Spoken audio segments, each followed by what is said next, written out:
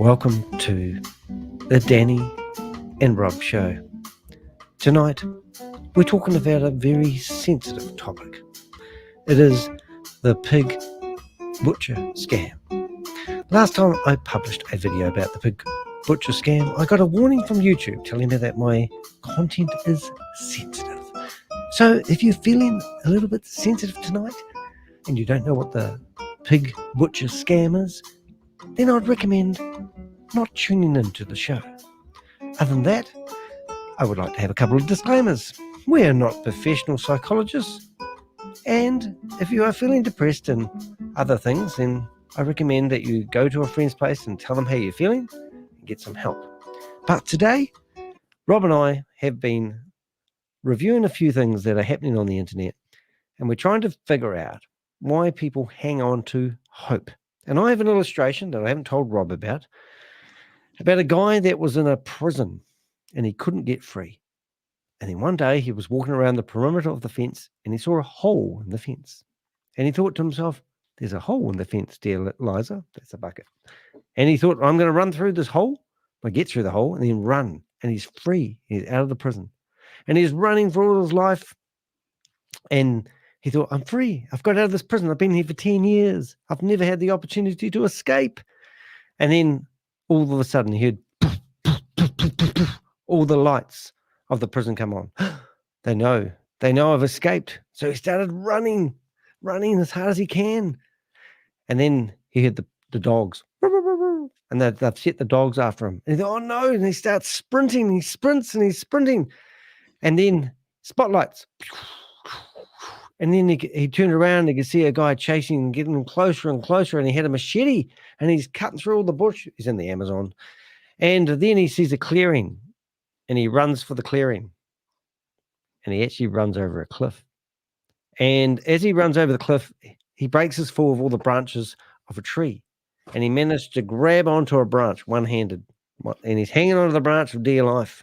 Dear life, Lydia, I have to hang on to this branch. And then a gentle, familiar voice from behind says, hey, Dan, let go of the branch. And he turns around and he was only half a foot off the ground. That is hope. A lot of people that have been scammed hang on to hope with dear life and they don't know how to let go of the branch. So today's video is a twofold video. First thing I want to show you is this is the guy that we're probably going to get a copyright strike on. And if you are watching this video and you're thinking, should I copyright strike Danny de Hek's video? Please do it if you think you have to. But it was such a good video, I really want to show it. And this is Stu. Now, Stu's an Australian guy who unfortunately gave $33,000 away to that gorgeous lady in the picture because she didn't have anyone to chat to at Christmas time. He sold his car. He borrowed money off his mother to go into an investment scam with this lady. Now, you might think that's, I wouldn't do that. After he did an interview with me, he's come back to me now and he's wondering if it's a good idea to go to one of the crypto experts to track where his crypto went in the hope of being able to recover his money.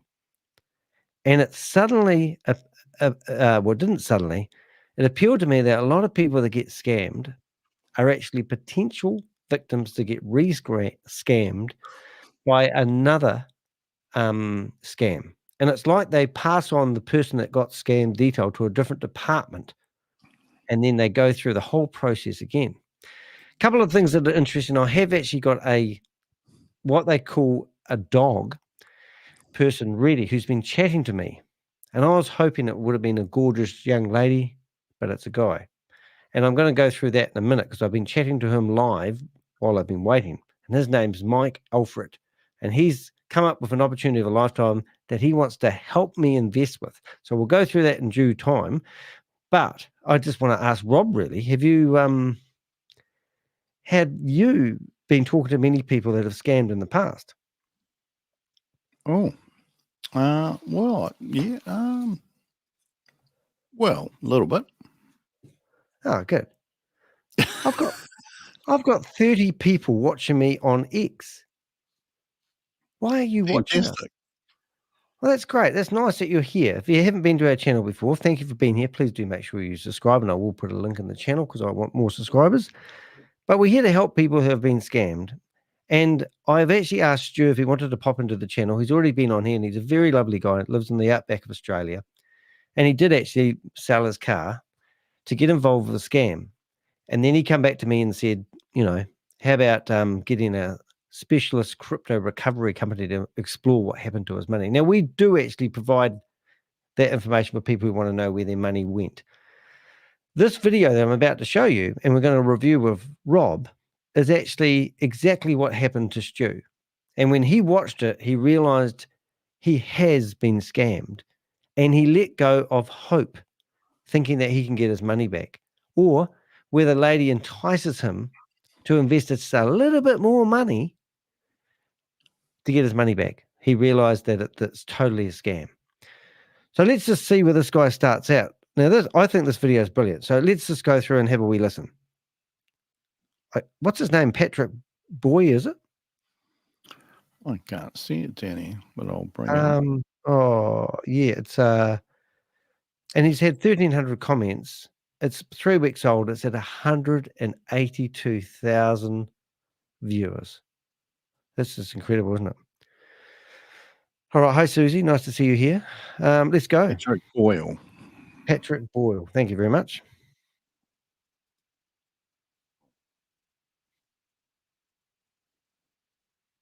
No sound.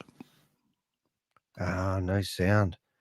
When I start off and I get myself going, and I think, man, I had an awesome introduction then, and then you stuff up. Good. It's just like, it was like, oh my God, I can't believe I just stuffed up. So let's unstuff up.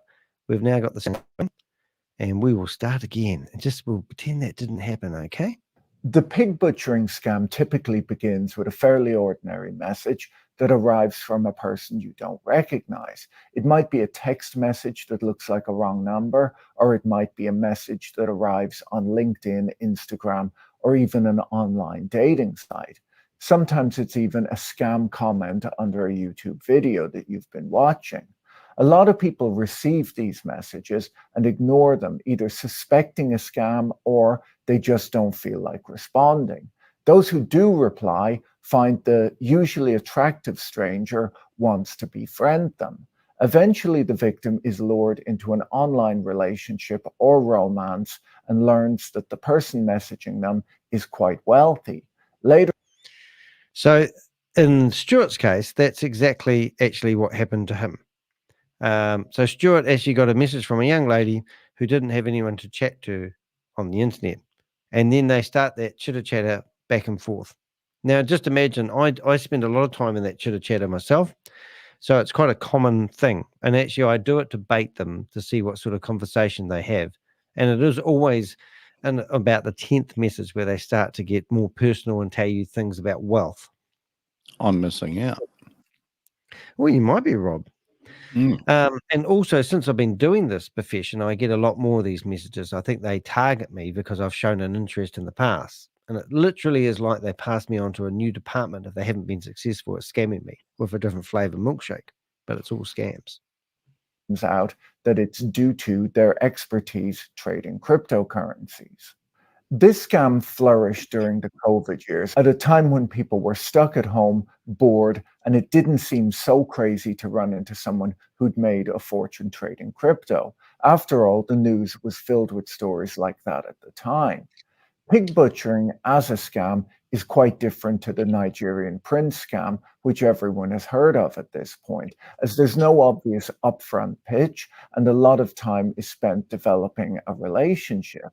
In Number Go Up by Zeke Fox, he described stringing along one of these scammers as part of the research for his book on crypto fraud.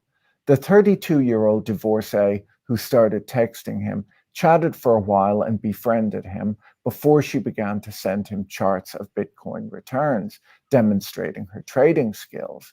When he expressed curiosity, she told him that he wasn't ready to trade like her yet and recommended that he read some books on Bitcoin and investing first. She chatted away for days, never asking him to send her any money. Eventually, after he mentioned that he would love to someday buy an expensive car, she told him that if she taught him how to trade, the car would be affordable. What sort of car are you after, Rob? I don't know. A Toyota GTO, I think they're called. Ooh, I think another one. It's the super sports car one. Yeah, they're quite low. I didn't actually have you as a Ford man. I'm more of a Ferrari man. No, there's a Ford GTO, isn't there? I might have got that wrong. What one? Oh, so Yeah, it's well, just in I case thought there's it a was a young lady. Toyota. That woman that you showed me an image of before, which I think is that same lady that we've just seen on this video. I think I have seen that image before. Oh yeah, and it's the same images all the time. Yeah. And this is why this video was actually so fitting for Stu to watch, because he'd actually been done by the same images, and they mention handbags, the whole 9 yards, and it's just literally like a rinse and repeat. Use the same template, we'll get them. And it's like you get to the green door and it says, do you want to take the green door or the red door? And if they pick green or red, you've got an answer sitting behind that door for the next door they go through. And it's not even rocket science. And it is actually clever. So I felt sorry for Stu because he thinks he's not versed on the internet. So it's his first time in crypto. Everything about what this guy's saying happened to Stu, and they just find those demographics of people.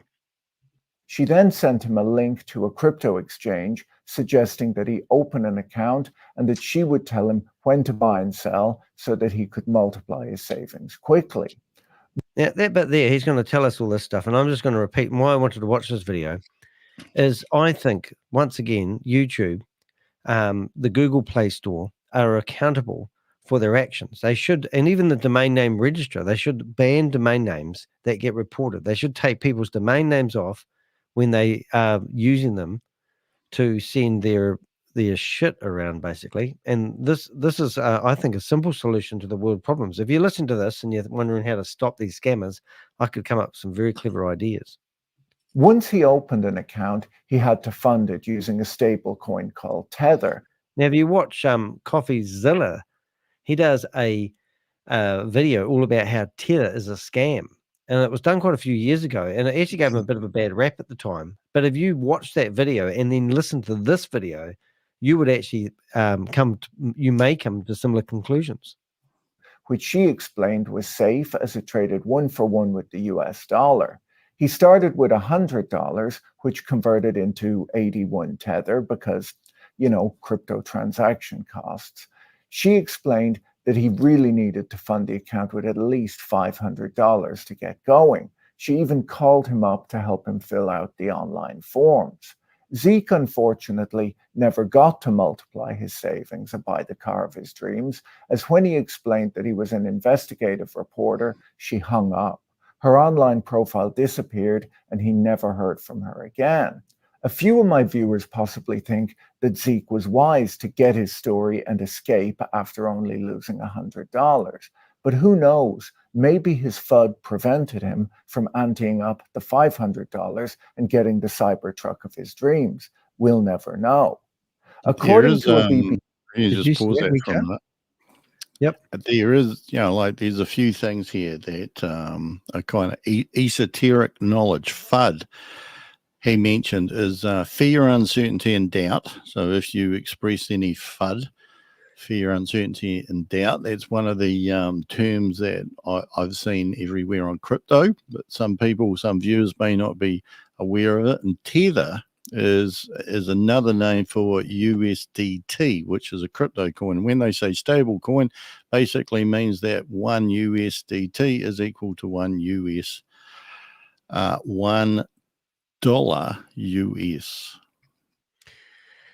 And the terminology stable, I know it's just a coin, but I noticed that all these catchwords are you're building I don't know, credibility or legitimacy in your head. A lot of the terminology that they use on the internet, I mean, stablecoin is probably not a good word, but a lot of it's like when they're talking about investments, they mention Tesla, and they mention Coca-Cola, and they mention Microsoft, they mention Apple, and they associate themselves with all these big brands to give you peace of mind.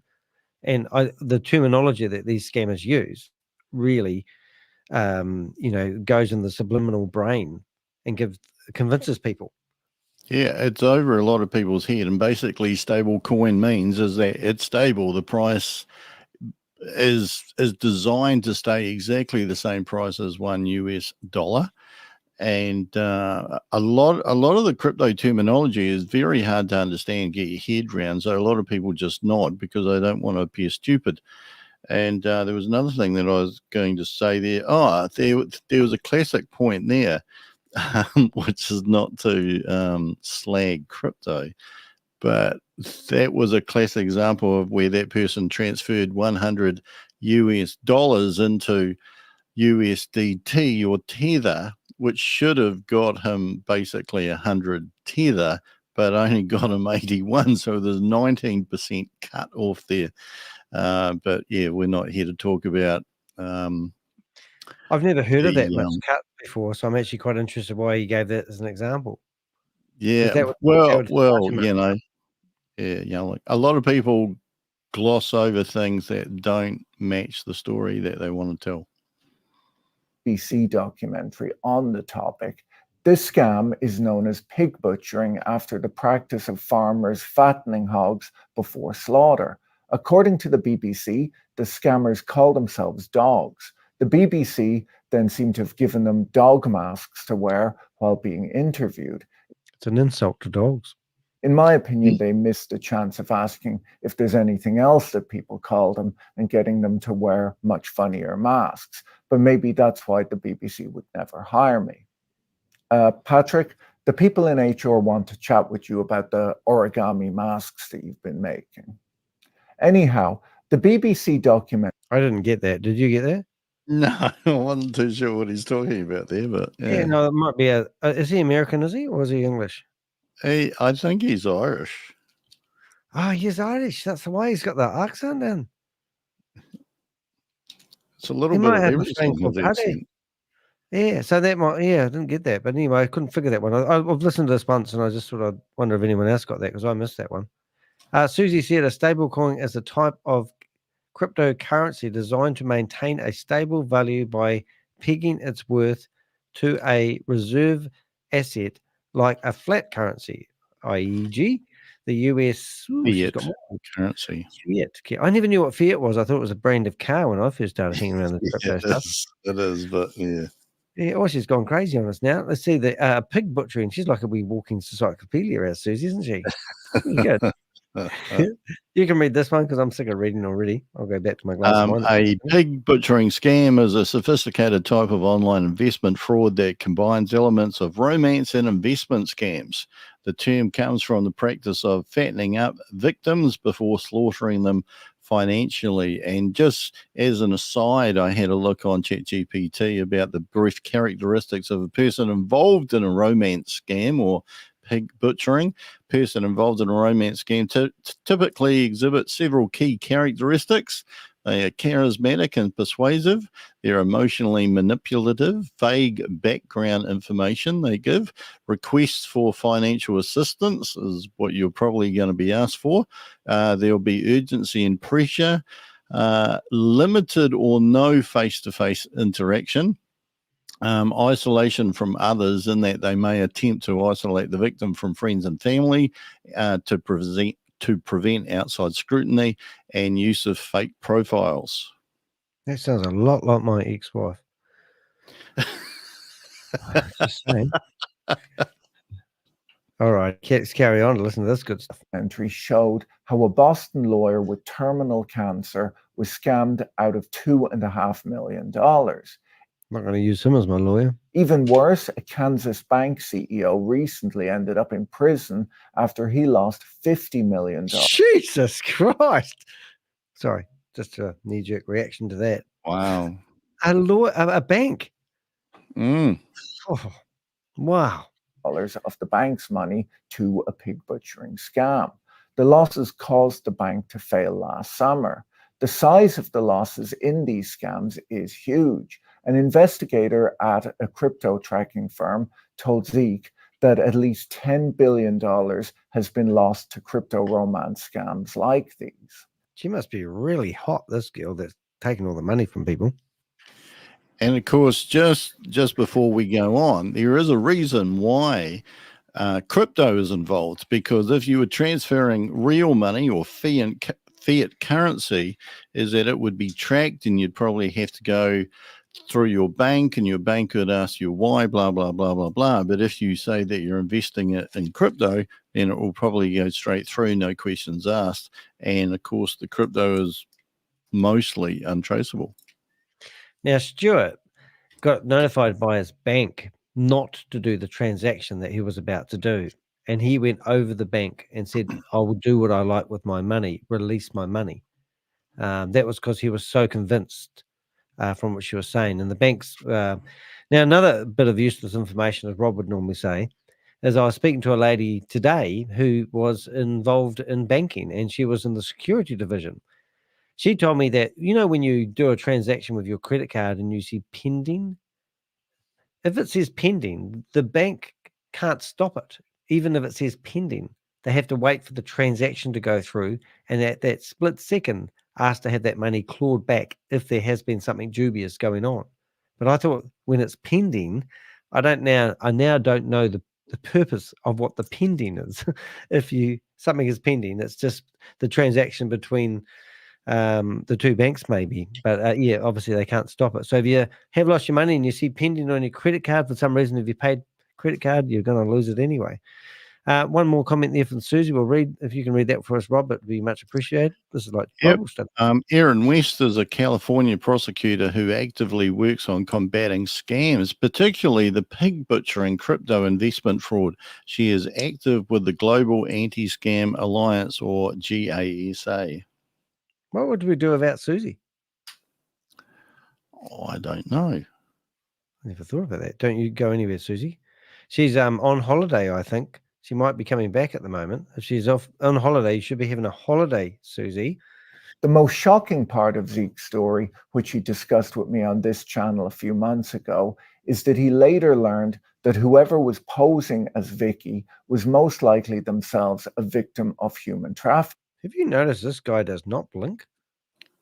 Is this an AI of him?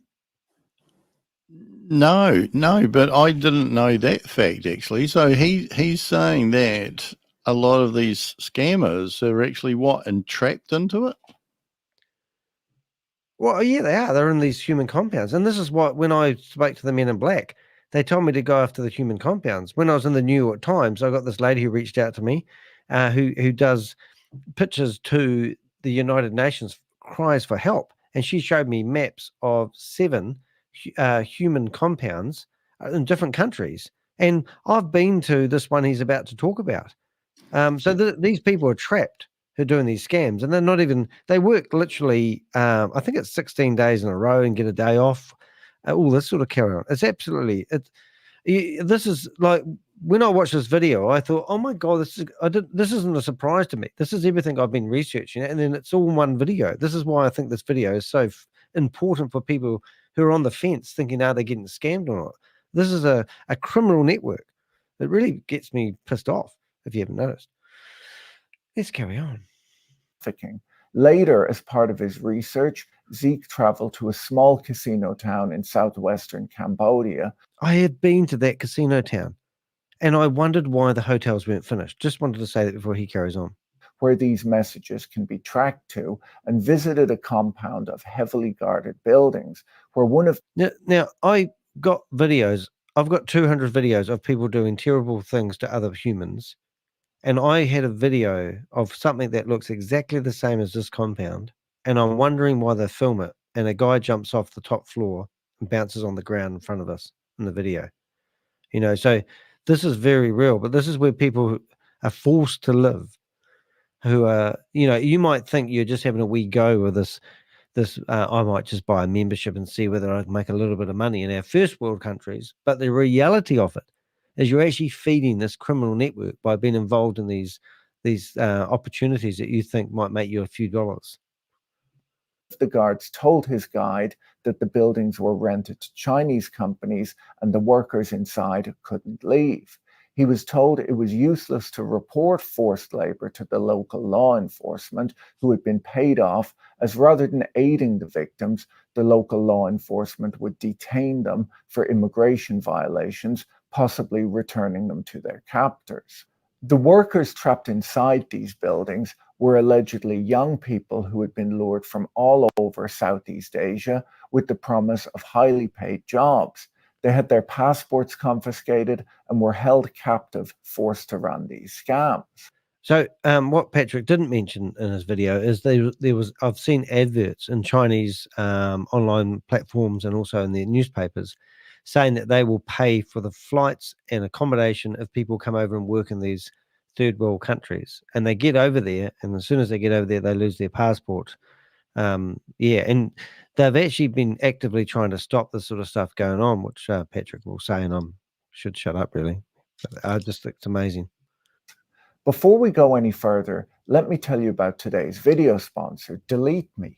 Delete Me is a subscription service that removes your personal information that's being sold online. Data brokers collect huge amounts of personally identifiable information on individuals and package it all together to create profiles or listings with your personal data, which are then sold online. These profiles can include things like... So this is actually really good. I know this is an advert for Patrick, but if you've been following what I've been doing for the last few years, there's a guy called Sam Lee, and Sam Lee was gathering data of people, and he called it KYC information. Now, we've had Jarvis just admit recently that he's going to start up what he alleges is his own credit card, and he's got a company that will collect KYC information. So when you are signing up for these platforms and giving people your home address, your social security number, your email, your phone number, your date of birth, your height, your weight, for whatever reason, a photo of yourself, a scan of your passport, a scan of your driver's license, your dog's name, Pixel, it's Pixel. You're actually giving away, people can use that stuff to steal your identity. And this is very real. And then I saw Sam Lee on a stage telling people that he had a database of 500,000 people, where that if you were associated with him, he would let you use it or you could buy his data. So don't think your data is not valuable and don't think you're an individual. But this is what this software that Patrick's talking about is doing. It's scraping your data out of these gathering information, and it's disgusting. And this is what they're using to commit these crimes. Like yeah, social just to security clarify, number. what you're talking about are crypto opportunities, not necessarily the romance scams, aren't you? Yes, no, you did right.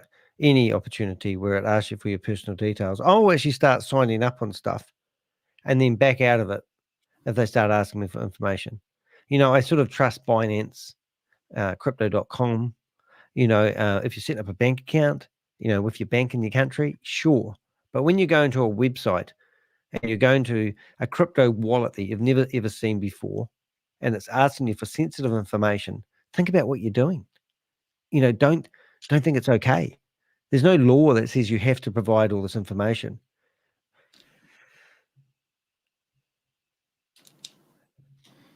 Numbers, birthdays, past and recent addresses, information about your relatives, and much, much more. They're often used by online scam artists to contact you. You are legally entitled to protect your privacy by requesting that data brokers delete any information they store on you. But unfortunately, there are hundreds of data brokers, and they don't make it easy to get off their lists. It could take forever to get this done manually. I used Delete Me to reach out to the hundreds of data brokers on my behalf to request a deletion of my personal data and to deal with any objections. With a yearly subscription, Delete Me regularly tracks them to make sure they don't re-add your data to their lists. Get 20% off Delete Me US and UK consumer plans when you go to joindeleteme.com/Boyle and use promo code Boyle at checkout. For international plans, including the UK, go to international.joindeleteme.com.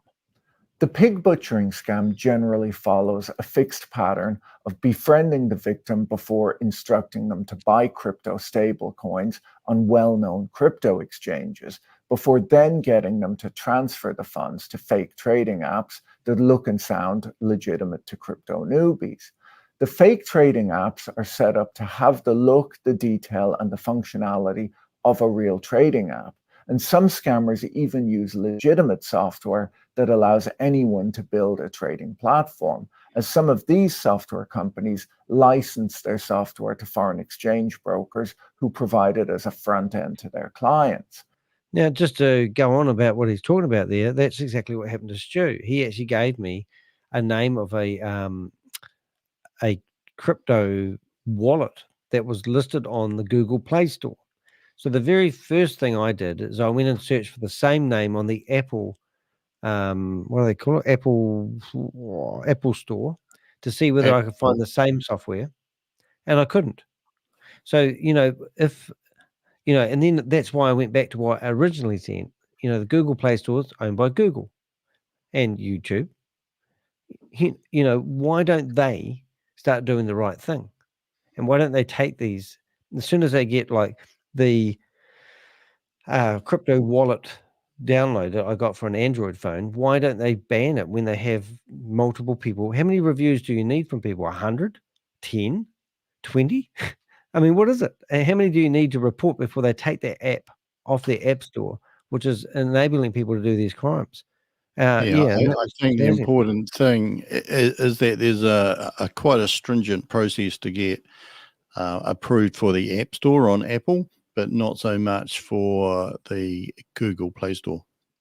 And I think it comes down to money, because even my videos are interlaced with adverts of dubious scams. So if you haven't got a premium YouTube account, you'll see adverts coming up on my videos, and they're literally promoting opportunities I'd be busting. So it must come down to advertising dollars. I'm definitely going to get this video removed, Rob. There's no doubt about it. And Susie's just mentioned, "G'day, Whale Miner. Nice to have you here. You're very supportive, and it's lovely to have your comments. I will bring them up on the screen if anyone else watching wants to put a comment, even if you're watching on Twitter. 42 people on the channel at the moment, Rob, which is fantastic. Susie, Jim Browning. I watched Jim Browning, and I've actually messaged Jim Browning, and he messaged me back with correspondence, but it went cold. I haven't done anything ever since. He did an amazing video on the pig butchering scam. I actually did something on it as well, but YouTube come along and said to me it's a wee bit sensitive and blocked half my video. So you can't win, really. But by all means, check out those other videos there and learn about this. You've got to become educated. You can't just take it for granted that you think you can work this out. If you think you can work out what these scammers are doing, you might be fooled. So watch these videos and become educated. Yes. If you're not too sure, ask other people or just don't do anything. It's probably the safest path. Well, I said to somebody today, I mean, this lady who came into a shop that I work in, it was actually quite high up in the banking industry. And I said, well, and her husband was a financial advisor. And I said, so go and find a financial advisor, and ask them if they would invest in the opportunity that you think is legitimate. And listen to what they said. Don't challenge them. Listen to common knowledge. And you've got to start asking questions and talk about this with your friends. I think COVID played a real big part in a lot of people's lives, because they were at home in their own environment. They couldn't associate with their friends and family as much as they normally would. And they were making informed decisions by professional scammers that were a network of people targeting vulnerable, lonely people at home who, were looking for the new best thing to slice bread, an opportunity where they can make a lot of money quick without doing nothing. That's called a passive income. That's what they often sell you. World.com, scammers use clones of well-known trading apps, which are modified to simulate transactions to make it look like real trades are happening and money's being made. In the real world, no actual trades are happening.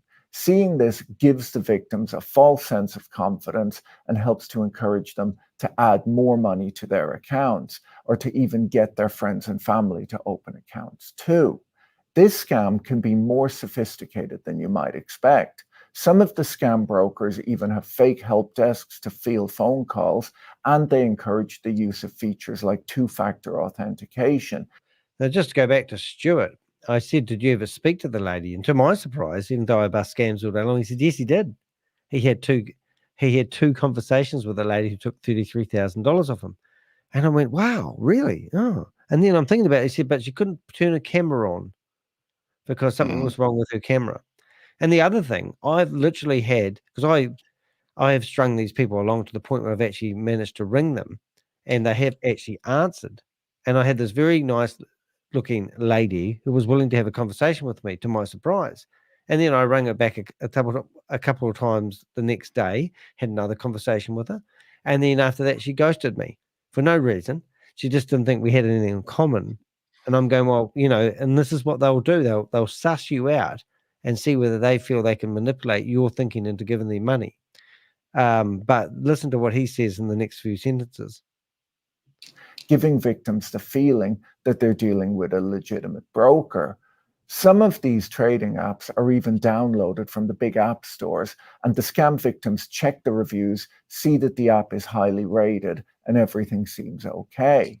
The scammers are known to use AI-generated profile photos or heavily photoshopped images so that a Google reverse image search won't give them away. And that's exactly what I did with Stu. I showed him the photos. I did reverse image looks, and I couldn't find the ladies at all until I started going after the handbags and the sports exercising photos. You'll see that in the video, which I'll show you after this. They occasionally even use AI software so that they can do video calls with the scam victims. In other cases, they claim that the selfie camera on their phone is damaged, so they can only do voice calls. The Boston lawyer with terminal cancer who was ripped off was being sent photos lifted from a Korean model's Instagram account and had multiple phone calls with the scammer. We'd found the Instagram account of the real Jimmy. He's actually an entirely innocent social media influencer from South Korea. I have this one. Before ripping off their victims, the scammers slowly build up a profile of the person's finances through the online relationship, asking questions about their income, the type of car they own, their lifestyle, and the assets they might. So what would you say, Rob? Hey, Rob. How you doing, mate?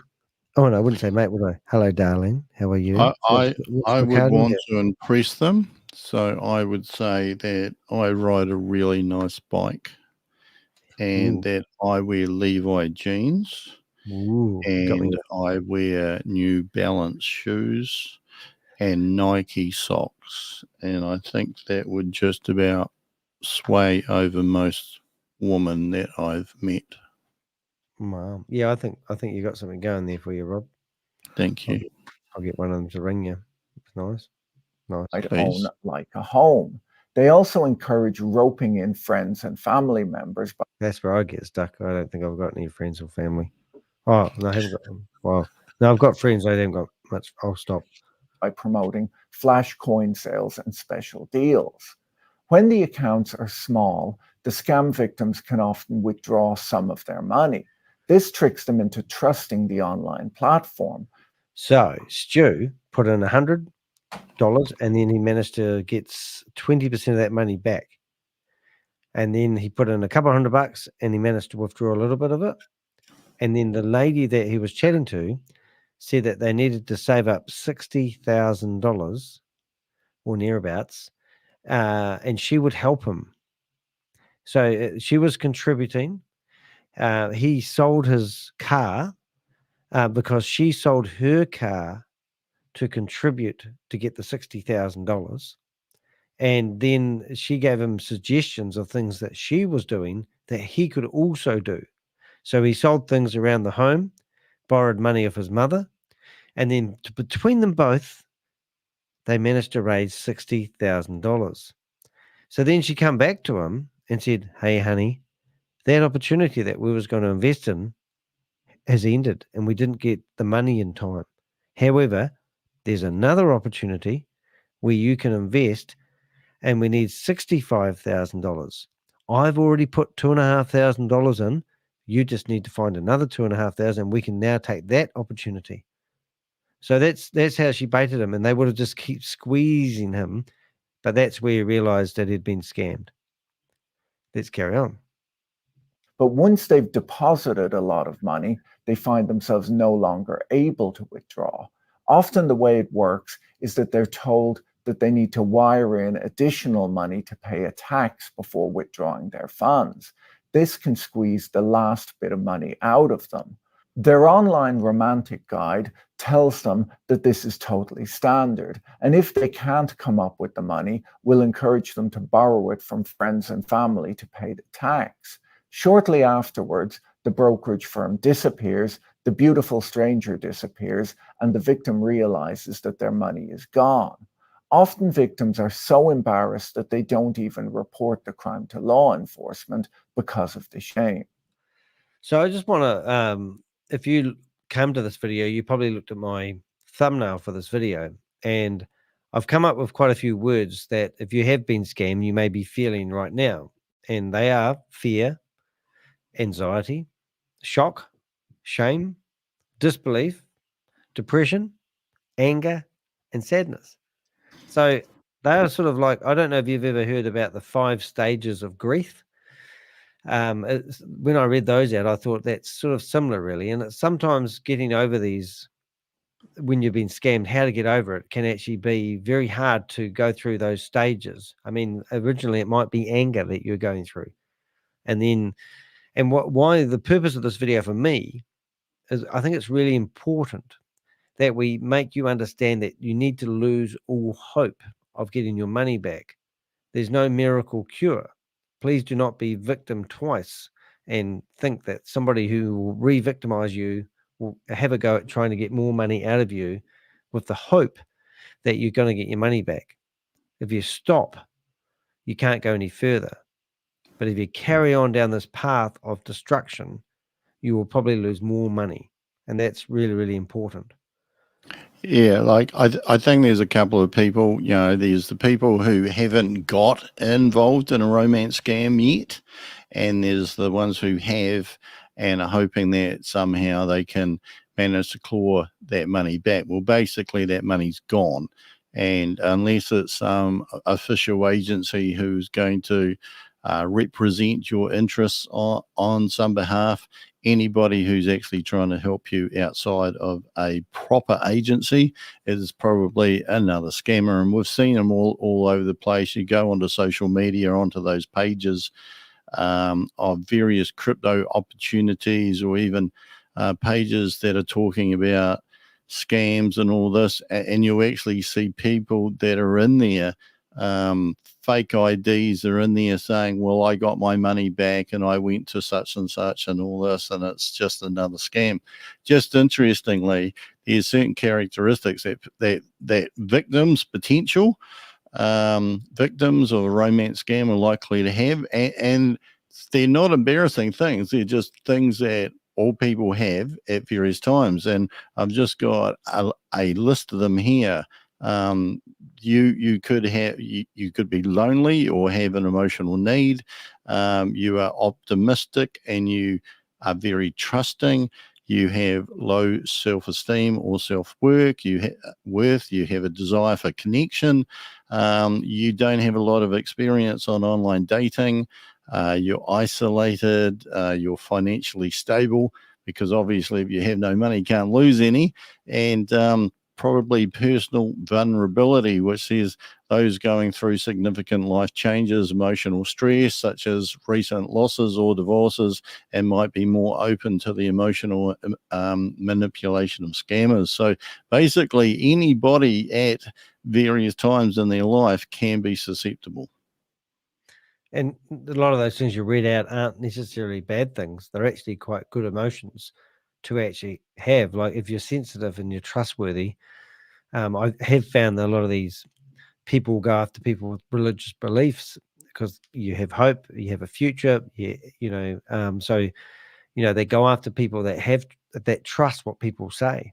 The Black African community, when I was going after Hyperverse, they would literally target the Black African community, which was, you go to these Zoom meetings and half the people in there would be from that community, and you think, because they're trusting people. Now, trust is a very lovely thing to have in your life, but they're predators. They exploit people. and they go after you because you've got those qualities, and it's just it's hard to watch sometimes, but Yeah, and there's a Well, lot of reasons why people don't actually tell anybody. Shame, embarrassment, fear of repercussions. Like there could be, like a fear that there will be consequences. If because they may have exposed some sensitive personal information in the exchanges that they had with the person who was scamming them. They may have, like divulged information of various sorts. Denial. that's Loss a of biggie. trust, perceived futility, being scammed, nobody ever catches a scammer. So what's the point? There could be financial concerns, as in, like you're having to spend more money to chase the other money, the complexity of the scam, or could be some issues around confidentiality. Like some people have got high profiles, and the last thing that they want to know is that a person of their standing has been lured in. And there is another thing which stopped a lot of people reporting the scam I did my apprenticeship on, which is Hyperverse, is they thought it was so good at the time and they got a little bit of money out of it. They started sharing it with all their friends and family. Friends and family got involved. And then all of a sudden they felt like they've been scamming their friends and family. They might have started off giving them good knowledge, and then they realize it's a scam, and now they feel like they're liable for the money that other people have lost, and that stops people from speaking out. Just want to say a special hello to Richard Hawkins. Thank you for sharing your comments. You said that you've gone the 5 stages of grief is actually something worthwhile having a look at, because if you have been scammed, I think the 5 stages of grief is quite good for you to get your head around, and it's quite soothing to have understanding on your emotions and why you act in a certain way, and it does help you move on. Also, Richard also commented, do you think we as humans been sharing our experiences enough? I don't think we do. I think I've read that a wee bit wrong, but I don't think people talk about the elephant in the room. And I think this is why we're doing this video. Why don't more people talk about that they've been scammed? I think the shame of it all is something very interesting. People don't want to talk about it because they're ashamed of it. But if we provide an environment where people can actually talk about, hey, I've got scammed, like Stuart, I mean, he lives in the outback of Australia. He sold his car, borrowed money of his mother.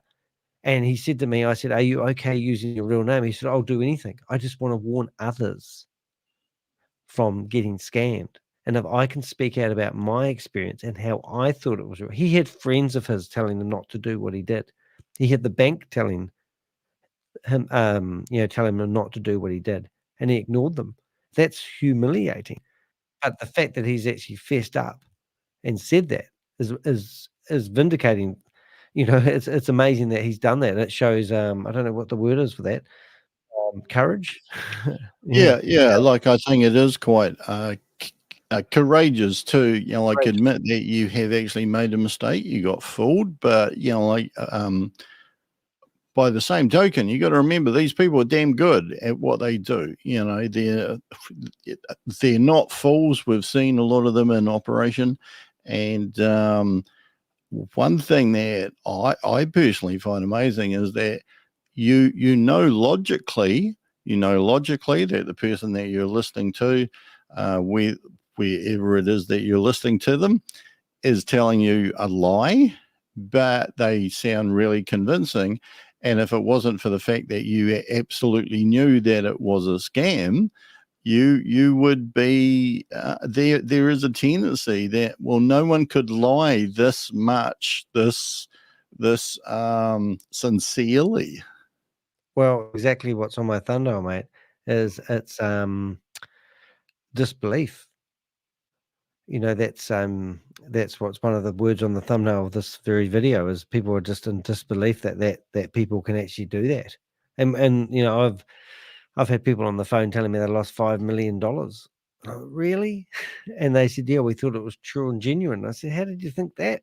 And the guy that told me that, he used to work on Wall Street, and he said he understands how money works, and his family had actually 113 family members had put in enough money for him to have, he said, well over 5 million, into a Ponzi scheme because he thought it was true and genuine, which is amazing.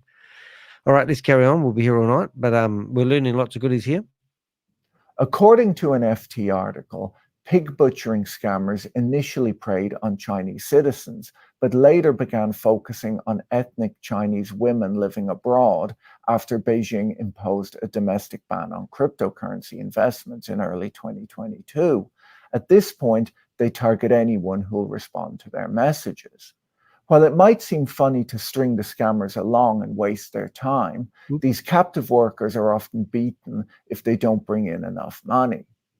The Chinese government began its crackdown on crypto frauds in 2017. Eventually, I just want to say that's very true because I've actually seen these videos. And yes, we do waste a lot of the scammers' time thinking that they won't have time to scam other people, but they get punished. They're actually victims themselves, which is ironic. I had one on the phone the other day and I offered him $100 a day if he worked for me instead. But even if he said, yeah, okay, I'll do it, I'd have $100. But if he did do it, then he'd be trapped in a compound where he has a quota to meet. Otherwise, he's going to get beaten at night time.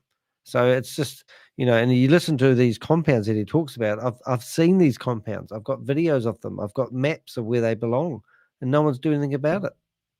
Yeah, and it has to be pointed out that not all scammers are entrapped either. There are scammers who have chosen to be involved in a scam, to start up a scam, to organize a scam as well. And we've seen those as well.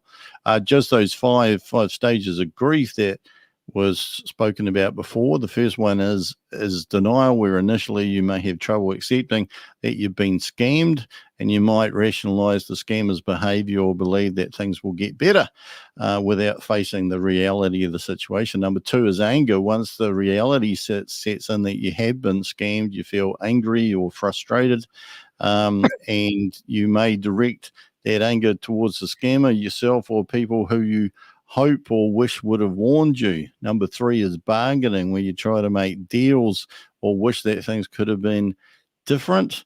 And this could involve hoping for a miracle that might happen, which it was what Danny alluded to before about holding on to hope, attempting to contact the scammer to resolve the situation, or wishing that you had acted differently because you may have been able to save it, but in reality, you wouldn't have been able to. Number four, depression, feelings of sadness, helplessness, and despair can emerge because of the financial and emotional fallout. And this stage may involve self-blame and a sense of loss over the trust or the relationship that was manipulated, which is a big one. Because I think everybody wants to trust other people, and of course that can be harmed. And number five, acceptance, where eventually you begin to come to terms with what happened. And acceptance doesn't mean that you're okay with the scam, but rather that you are ready to move forward. Unfortunately, some people get to acceptance pretty damn quick and just move on and forget that if they don't do anything, if they don't tell anybody, that there's going to be another person who's going to slot straight into the position they just escaped from. No, well done. That's good stuff. Police force. Lazy policemen. I don't think there's enough. When I got involved, when I was in the New York Times, I got reached out to by a couple of organizations. One of them was the Men in Black. They told me that they don't go after these crypto scams, especially the Ponzi schemes, because no one held a gun to their head to get them involved. They had money. They made an informed decision. They handed it over to the scammer with the hope of making money. And unfortunately, the Ponzi schemes just don't get the police following them. They told me to go after the romance scams and also money laundering and the real terrible things in the world, because they go after crimes that have compassion. So money laundering and the human trafficking is way up there. The other organization that reached out to me told me that one scam that they had been tracking and monitoring, they had 11 people die by suicide because of their involvement in those scams. And that's sort of, that's just shocking. But that's the reality of it. And, I find that very difficult when I hear that because of my upbringing. But, yeah, it carries on. This guy's video is very, very good. And I have actually put it at the start, the link. And I hope he doesn't mind us doing a bit of a review on it. But I don't think there's any faults with this video. I think this really hits home what's actually the reality of it, what's happening at the moment. Currencies altogether. When this scam first appeared, the Chinese police arrested gang members and warned citizens about how to avoid crypto fraud. The severity of the crackdown in China forced the gangs offshore to Southeast Asia, where they began targeting victims outside of mainland China. The pandemic provided the perfect opportunity for scammers to build relationships with lonely men and women who were stuck at home, and the travel restrictions that had been put in place around the world provided the perfect excuse for why the con artists could never meet up in person. News reports of booming crypto prices and unlikely millionaires made the whole thing seem much more plausible back then than maybe it does today. When the scammers began to flee China in late 2017 and early 2018, many moved to a town in Western Cambodia nicknamed the Macau of Southeast Asia. I've been there, and they have buildings on the seashore, 500-room hotels that haven't been finished. And somebody who went to there just a few months ago told me that they're still there. They're all empty. There was 30 casinos. Inside the casino, the Cambodians were running it. The Chinese built them, and they were using US money to gamble at the tables. And this is the town I went to. So, it's very real. But it was just amazing walking around seeing all these empty buildings. We're talking 20 or 30, maybe 40-story buildings just left empty shells. Where a fast-growing casino industry run by Chinese entrepreneurs already existed. The casinos were booming at the time and attracted criminals, loan sharks, and prostitutes. In 2018, the provincial governor warned that Chinese investment had created opportunities for the Chinese mafia, including kidnapping, resulting in insecurity for the region. Towards the end of 2019, Cambodia's prime minister effectively banned online gambling. The pandemic a few months later brought travel restrictions, closing the remaining casinos and bringing a halt to the local construction boom. A lot of the Chinese casino workers and construction workers returned home, and the criminal gangs were forced to evolve. They turned the casino hotels and the newly abandoned office and residential buildings into call centers and dormitories for their new profit center, the pig butchering scam. According to UN estimates, the pig butchering scam quickly grew to make up half of Cambodian GDP, which meant that there was a lot of money being made, which could be used to bribe local law enforcement. The scale of human trafficking that occurred to staff these scam centers became such a big issue that Chinese authorities had to issue travel warnings to Chinese citizens, warning them to be wary about accepting well-paid jobs in Cambodia due to the risk of being enslaved. In 2021, a joint Cambodian-Chinese police raid busted a 200-person scamming complex in Phnom Penh, where most of the imprisoned workers turned out to be from China's Yunnan province. An FT article from earlier this year describes how analysis by the blockchain analytics firm Chainalysis and the anti-slavery group International Justice Mission shows that a single compound in Myanmar scammed over $100 million from pig butchering victims in less than 2 years. So we've been tracking that scam Boomerang, and they have tracked, or we have tracked, I should say, with Susie, who's in the chat room now, 360 million.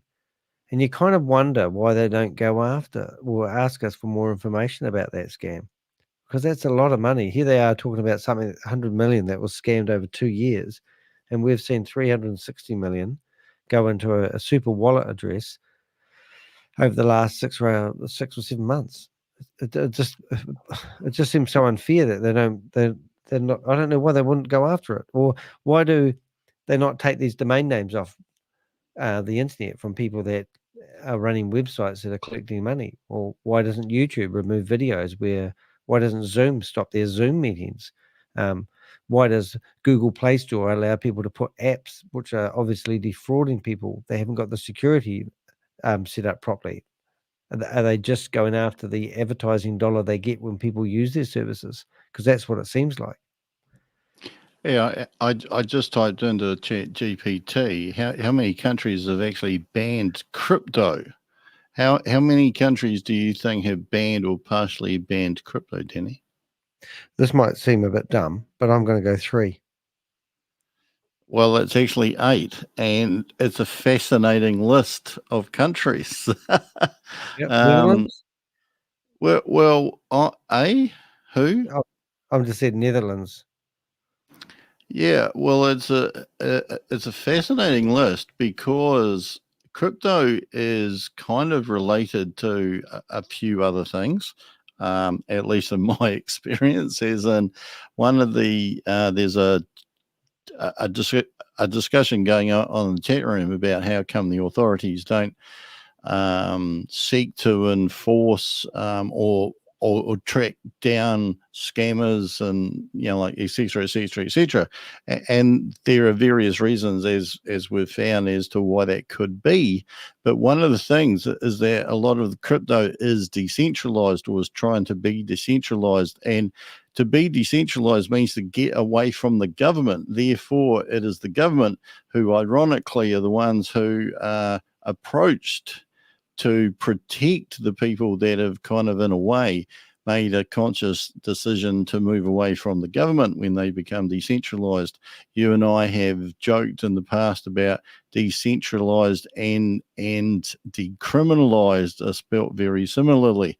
But interestingly about those countries, there are 8 countries, and they are China, India, Algeria, Morocco, Bolivia, Nepal, North Korea, and Russia. And Russia. I'm surprised, yeah, Russia. That's my now, biggest surprise. yeah, so you've got China and Russia on there, or in there, along with North Korea. So the three of the most controversial countries in the world have actually seen the issue with crypto. So it just has here that China has imposed a comprehensive ban on cryptocurrency trading, mining, and ICOs, or initial coin offerings. North Korea has a strict prohibition on cryptocurrencies, although it is known that the regime has engaged in crypto-related activities for illicit purposes, it says. And Russia, while not a complete ban, Russia has imposed significant restrictions on the use of cryptocurrencies, particularly concerning payments and financial transactions.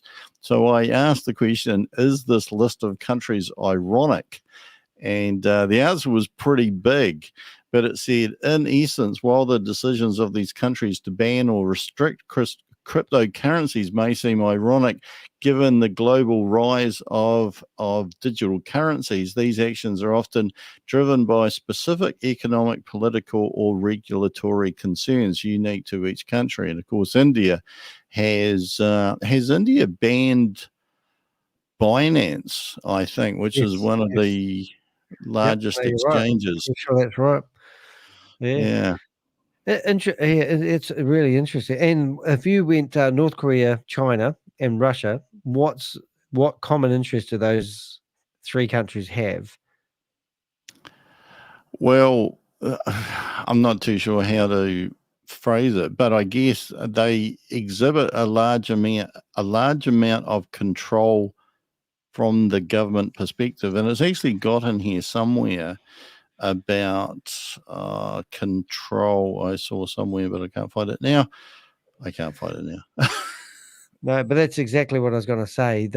People follow their country leaders out of fear of there's pretty. I remember being in India, and a guy come into the police station where I was filing. I had my cell phone stolen, and the guy that was taking my statement kept on saying, "No, you didn't have your phone stolen. You lost your phone, and I'll give you a report saying you lost your phone." I said, "No, the driver stole my phone," and he said, "No, you lost your phone." And I got to the point where I actually took the pen out of his hand and signed across that the word lost, and put stolen. I couldn't even spell stolen, but anyway, then he went away to get the commander or chief guy to sign it off, and I actually leaned over the table and ripped out the page of the book so I could do my own police report. I was a pretty arrogant traveler. Anyway, so he come back in there and he signed up lost my phone, whatever, and a lady come in who was going crazy, an Indian lady, big lady, and she was saying this guy just stole 5,000 rupees off me. And he goes, where is he? And they put him into the same, we're only in a real small room. And the guy says, did you steal 5,000 rupees? And he goes, no, I didn't. And he just whacks him around the head. And I'm sitting in there thinking, oh my God, I just ripped out the page of his book. And if he notices that, I'm going to get beaten up as well.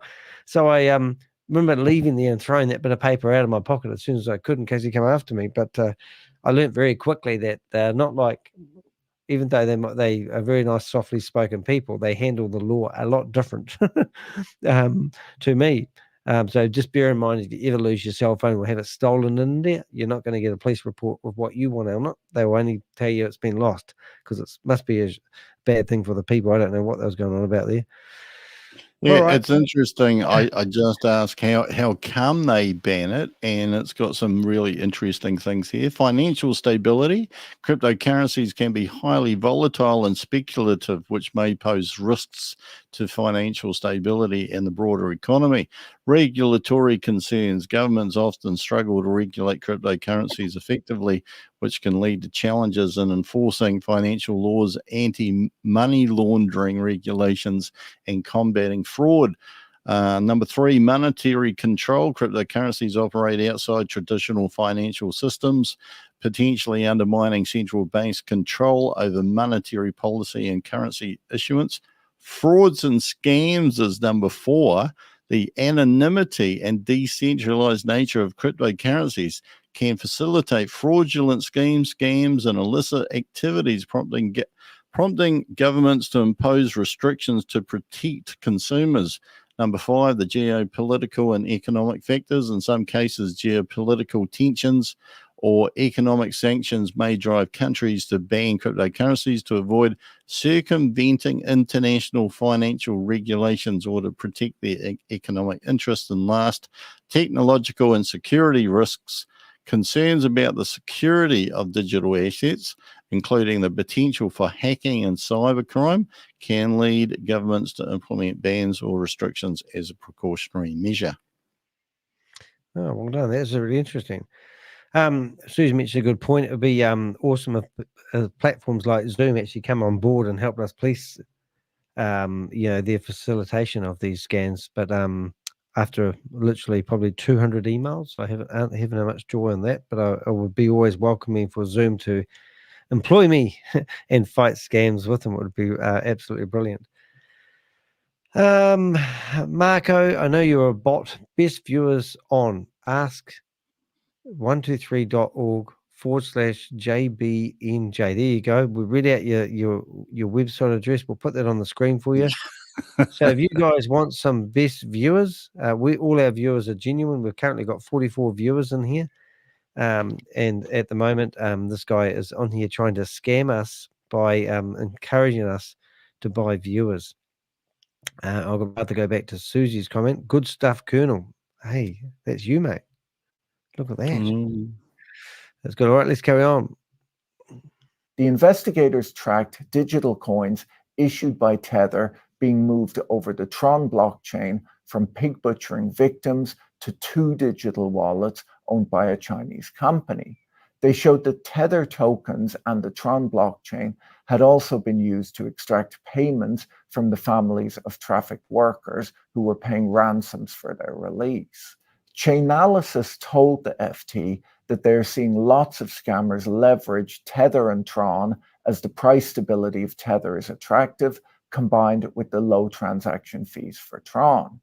A spokesman for the International Justice Mission told the journalist that everyone has known for a long time that these scams were blockchain-based, but this was the first time that they had been able to tie the scamming to a specific location and a known compound. Now, Susie, don't you get too excited, but there is a graph that come up in a few minutes that will rip the hem on your 90. But it is honestly everything that you've been tracking since I've known you. Well, I've known you a lot longer than I think I've known. Well, you've known me a lot longer than I think I've known you, going by what correspondence we had about a month ago. But the graph they're about to bring up is exactly what we've been watching with our scan that we've been actively following called Boomerang at the moment. Don't get too excited.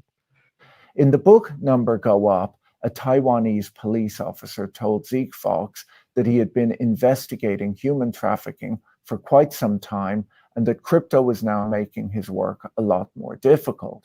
In the old days, when criminals used traditional methods to move money, banks would turn over the criminals' information to authorities in order to remain in compliance with the law.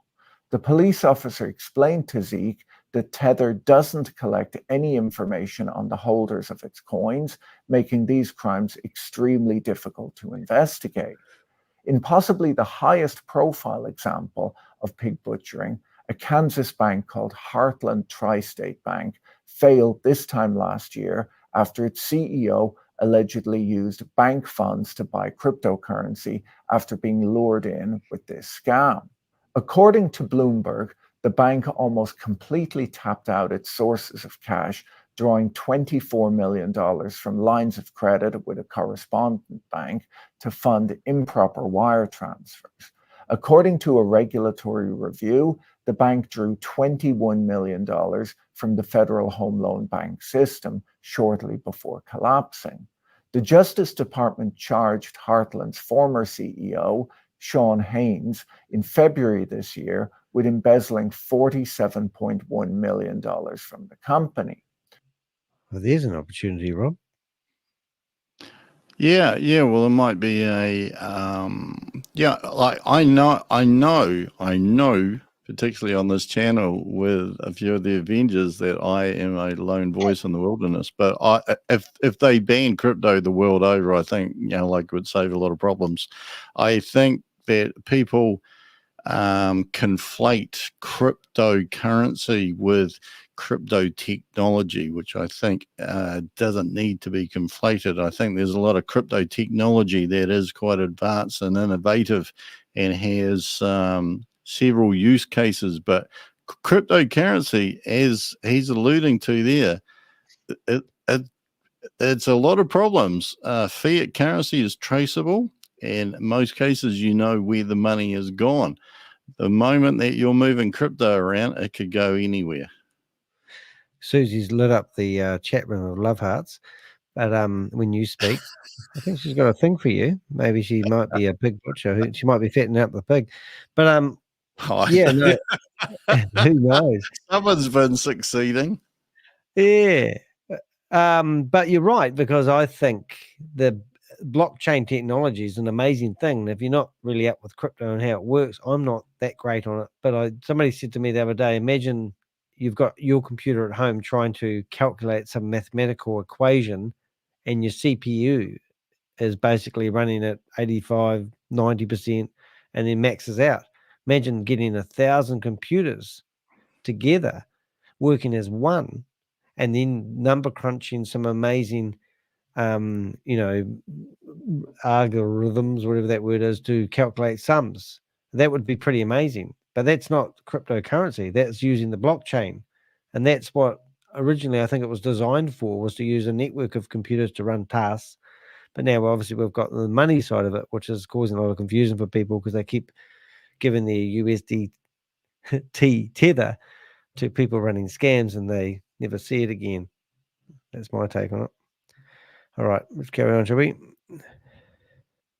The sudden collapse of Heartland Tri-State Bank is reported to have shocked the Elkhart community in Kansas that Heartland served, adding to a string of regional bank failures last summer that culminated in a hit to the FDIC insurance fund that's estimated to have cost $54 million. I'll put a link in the video description to a BBC documentary from last year that can be found on YouTube that documents some of the terrible abuse suffered from the trafficked individuals forced to work in these scam call centers. Their stories are not for the faint of heart, and describing them here would likely upset some viewers and possibly get me demonetized on YouTube. Leaked Chinese language scammer Ooh. handbooks, which can be found online, underscore how the scammers toy with human psychology to take advantage of their victims, which the guidebook refers to as customers. There is, however, no mention of the customer always being right in the guidebook. I did check. The guidebook says that your profile should have a naughty but cute nickname, nothing crude. Your profile should be young enough to be attractive, but old enough to avoid being seen as childish. You should seem educated, wealthy. See that house? They're all over Cambodia, those type of houses. Honestly, you'd be driving down the road and every kilometre there'd be a big mansion sitting there like that. And you Mm. shouldn't appear to have a regular job. Male scammers, according to the handbook, can claim to have autism or an old psychological trauma from their youth. And the female customers' natural maternal love will instinctively come out when they hear this, and they won't pressure you. Female scammers don't need any of that backstory. They just have to use a somewhat attractive profile photo. The manual teaches the scammers to arouse the customer's inner dreams, goals, and to bring out a fighting state of mind. You can tell stories about how you teach a friend or relative how to make money, and that friend then cooks you meals in return. It suggests tricks like sending the customer 2 pictures of luxury bags or watches, asking them. And if you look at the video I did with Stuart, when you look for the lady or the guy or the AI person, he had pictures of lots of nice handbags that she had purchased, and it's exactly the same sort of demographics every time. To help you choose one, hinting that you have recently made a lot of money and want to buy a gift. Oh, that's me. I like that picture. I think that's me. I can do that. Walking down the stairs with your money, throwing it away like it doesn't mean anything. That's what real life's all about. For a family member. The guidebook says that you should initially ease customers into making crypto investments by playfully bringing it up as a game that you can play together. Tell the customer you're bored and that you want to play a game with them that can make them some extra money, it says. Some extra money. In Stuart's case, it was his every money. And that's when I went after the original guy, Mike Lucas. He took $25,000 worth of his life savings, superannuation money, and put it all down on Hyperverse. It wasn't actually because he was greedy, which I originally started thinking that people who go after making 3 times the initial investment were just greedy people after money. They were actually people out of desperation. It's lonely times going through COVID by yourself. And here's an opportunity where you could actually get some money, not a lot of money, but rather than $25,000 to retire on, you could get $75,000. And once again, I remember Mike Lucas, he put in $2,000 to test the waters. He felt comfortable, and then he went and cleared out all his superannuation money and put it down into Hyperverse and lost a lot. Yeah. Yes. There are also uglier versions of these romance scams too, where criminals using online dating sites request intimate photos from their victims and then use them for blackmail. Of course, the demands for money in a situation like that will never end. This version of the scam often targets teenage boys and has led to some really terrible outcomes. In a situation like this, you just have to tell them to release the photos and tell your friends and family that they're deep fakes created using AI, and then just move on. You take notes of that one, Rob? Thank you. Yeah, just note those photos that they said they've got of you. I actually had a customer of mine who was in America. His wife was asleep.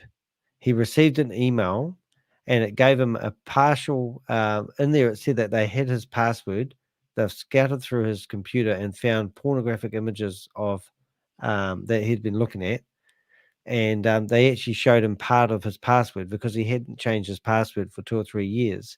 So he thought that they really were going to. And he was whispering on the phone to me, telling me that, if his wife finds out, he's going to be in deep shit.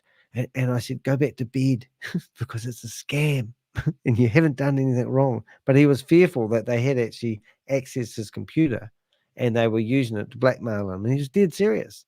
And I'm thinking, he's my customer. Normally I tell people that stuff, but that's the real world. that they'll use anything they do to manipulate. They do anything for money. Otherwise, they Yeah, get a beat. I think years ago there was a big what was that website? It was Madison, whatever it Yeah, is, 75 million website. people in the UK. Yeah, where all the passwords got released and got compromised, and yeah. What was the name of that? Because that was was that Get it an right. online dating site or something like that?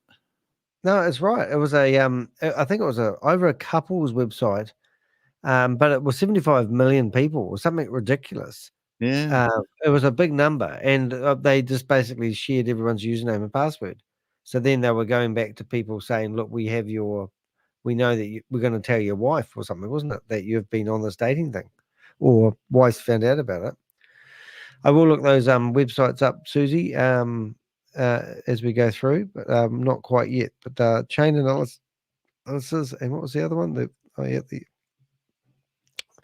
a lot of these. As I was hearing this, I was actually thinking that you kind of have to perspective take here, and you have to think, like, if you were meeting another person, if you were dating, if you were, like, initiating the conversation, like, with anybody else, would you request money from another person? So, that should raise a red flag if anybody is requesting any money from you under any circumstances, because I can't imagine where that's come up in my past life. Well, it's not. Any conversation you have with a new girlfriend, she wouldn't be sitting there talking about money with you. They don't. You kind of don't have that conversation going on. It's a personal thing, and all of a sudden, on the virtual world, we sit here and we talk about money and investment opportunities. That's my take on it. Hey, we've got a deal for you, though, Rob. I'll tell you afterwards.